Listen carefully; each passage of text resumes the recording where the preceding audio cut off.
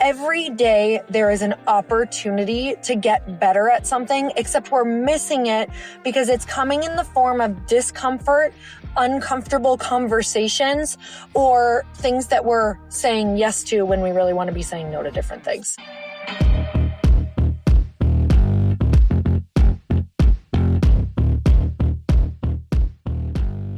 And we're back with another episode of He Said, She Said. We're back from the racetrack. How awesome was gosh. That? Explain it, Chris. What were we at? Well, basically, so there's tracks all over the place, but here in Scottsdale area, racing's a big thing. And there's Radford Racing School where they'll teach you, the everyday person, like how to handle cars. And if you want to go to race school and learn how to actually, get the acumen of being a race car driver, you can do that too. And they've got a few activities that we've done as a mastermind. And there was so much fun that we go back now, like just Lori and I and our friends, and we do those trainings, those activities, because you don't get a chance to like throw cars all around and, go as fast as you can around the track and that kind of thing in the everyday wild, right?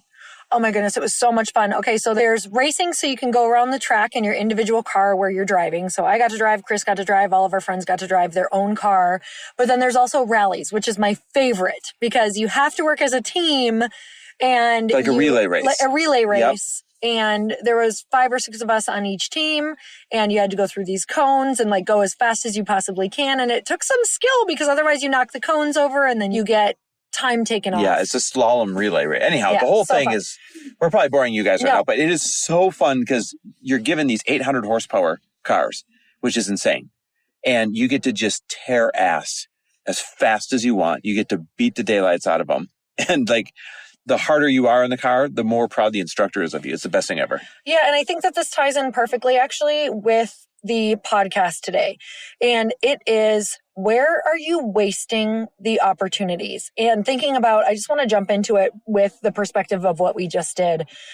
Going around the racetrack, it is really uncomfortable when you are pushed going fast in something that you're not sure of yet. So when you get in the vehicle, your first time around the track, they really push you to go faster, but you're unsure of the vehicle and you're unsure of your skill.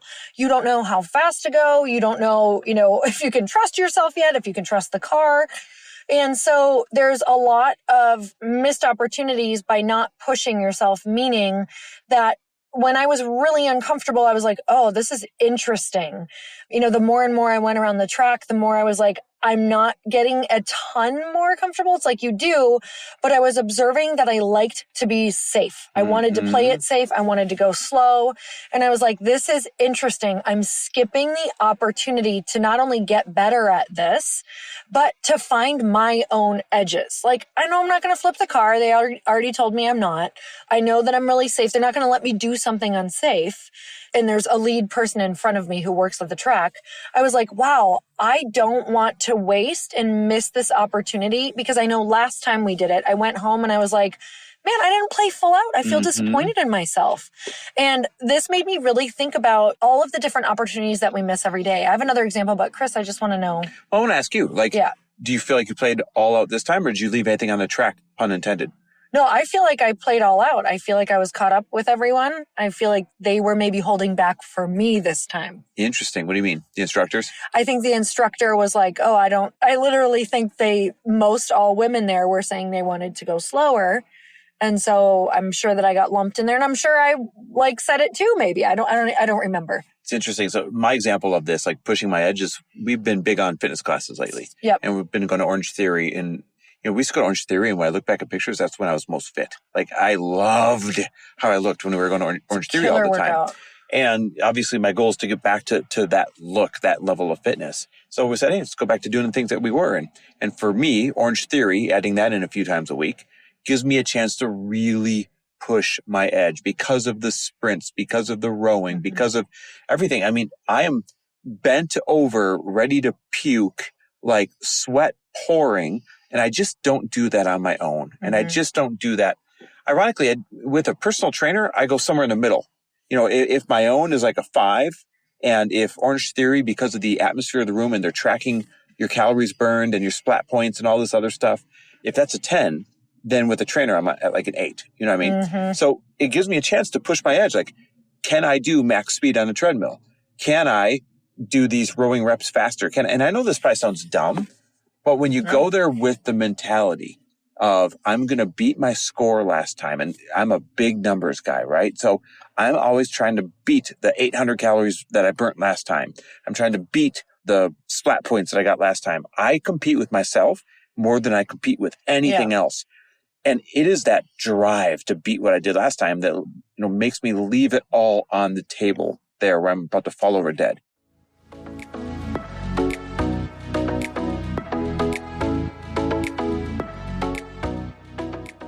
I know I'm preaching to the choir when I say this. Like, I literally do not have to tell you this, but I'm just going to say it because we're in it together. Running a business and being an entrepreneur is not for the faint of heart. It's hard work. It can be stressful. It requires focus, energy, and stamina. And let me tell you, it's like a whole new way of trying to figure out how to deal with stress, like healthy ways for how to deal with stress. And it requires a lot of sleep, you guys, because every time we sleep, our cells turn over and recreate themselves. So getting good sleep is literally critical for me. I am a different person without it. And Soul CBD helps me to do that with their CBD gummies and bath bombs. One of my favorite pre-sleep rituals is to throw a CBD bath bomb into the tub, light a candle, and take 2 gummies. Seriously, guys, by the time I am done, I am ready to slip off to sleep land. Then I make sure my phone is across the room. I make sure it's on Do Not Disturb, not by my bed. Maybe I read some fiction, or maybe I just lay there and meditate or visualize, I don't know, going to sleep or my business running perfectly. All of Soul CBD's products are 99% hemp derived. They're non-toxic, organic, and sustainably sourced. Basically, that means it's good. I'm pumped that Soul CBD is a podcast sponsor because I'm legitimately obsessed. And I actually just took 2, and it is 8:51 p.m. at night. And I am hoping to be in bed in the next 20 minutes, you guys. So make sure to use code Lori at checkout. You'll not only be one step closer to reducing your anxiety, but you'll get 15% off your order, and you'll be supporting the podcast and the team it takes to produce it. So go to the show notes and click my special link so you can shop and learn more about this awesome product that I'm obsessed with. Let's get back to the episode.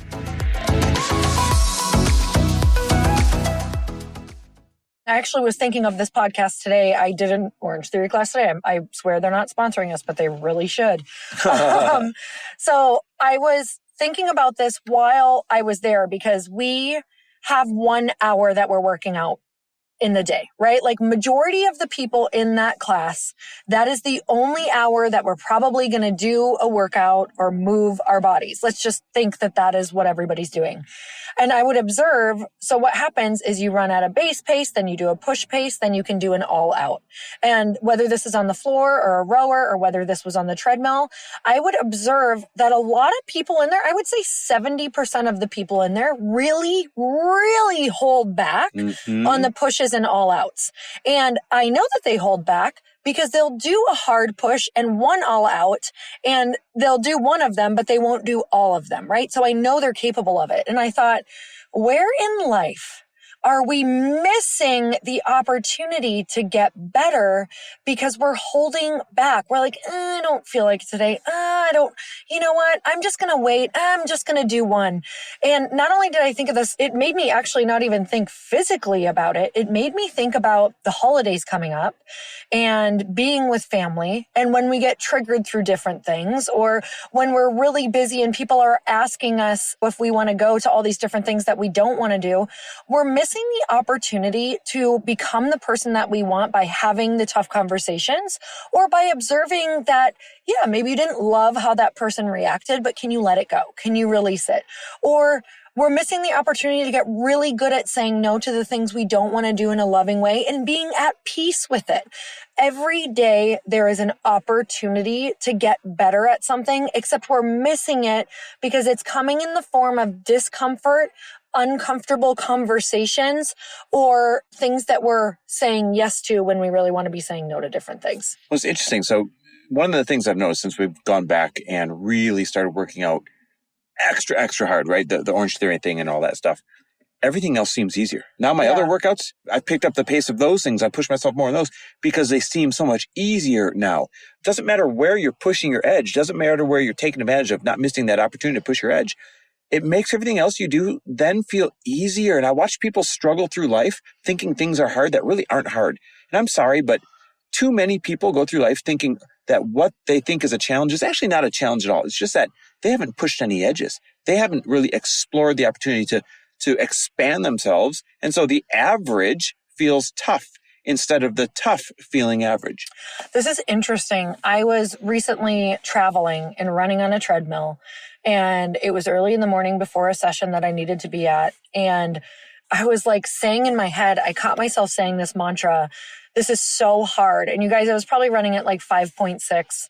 And for some of you, that's fast. For some of you, that's really, really slow. And I'm tall, like I could probably run faster. And I was literally saying like, this is so hard. And I said to myself, if you want to make this easier, do something harder. Yeah. So I cranked it up to give myself some perspective. And I said, okay, so for 2 minutes, I'm going to run at 7. And guess how much easier 5, I was looking forward. Felt like a walk in a park all of a sudden. I was looking forward to 5.6. Yep. And I was like, interesting. And I did it that fast. And I was like, okay, we're going to run at 7 again for a minute in 3 minutes. And it was so crazy that I went from the 5.6 being the hardest thing that morning to I can't wait to get back to 5.6. And it feels like a walk in the park compared to making myself run at 7. Well, I think the best message then out of this is if you think whatever is hard right now, your finances are hard, your career is hard, your business is hard, your relationship is hard, whatever, I think you need to go out and find a place to explore some much tougher edges. Challenges. Because then the stuff you think is hard now is actually going to feel a lot easier because your perspective changes and your baseline changes. I'm so much happier right now, Chris. Like looking back at when I had really kind of like backed down on a lot of things, held back, right? Because if I'm being honest, I think business has been so much mental power for me lately that what ended up happening is I was like, well, I'm going to go easier in these other physical areas in my life and some other areas where I'm just kind of like, I took my foot off the gas. And don't get me wrong, we can't have our foot on the gas on everything. But for me, I also need to be challenged somewhere else besides just business. And the more that I have challenged myself physically during this, I've noticed I have become so much more mentally capable. Oh my God. Like if I can just be present for my workout and be like, this is helping me so much. How can I actually enjoy this process and challenge myself and try not to hold back too much and like try to push myself a little more? The more I notice I'm showing up way more powerfully, even in my meetings. Like I just feel better about myself. I'm proud of myself. Well, guys, take this prompt. Take this opportunity to go explore your edges. Don't miss those opportunities to push yourself to your max, to maybe fail, to push yourself so hard that you fail, because then it's going to make everything else in your life seem that much easier. It's going to make the tough stuff actually feel mundane. And when that happens, boy, your whole life elevates. Thanks for listening. We love and appreciate you. Don't forget, I send out a positive money mindset mantra or business perspective every single morning so that you can view the world through an abundant lens before your feet hit the ground. Totally free. Lori gave me the idea because I always wake her up to a mantra years ago, almost 2 years now, a year and a half ago. And now thousands and thousands of you wake up to my morning mantra. If you want to be on that list, just text me the word daily to 310-421-0416 so I know to put you on the list. It's literally that easy, totally free, no strings attached. Text me the word daily and I'll throw you on the list. Text me daily to 310-421-0416. All right, you guys, so grateful for you, and we will see you next week. Bye-bye.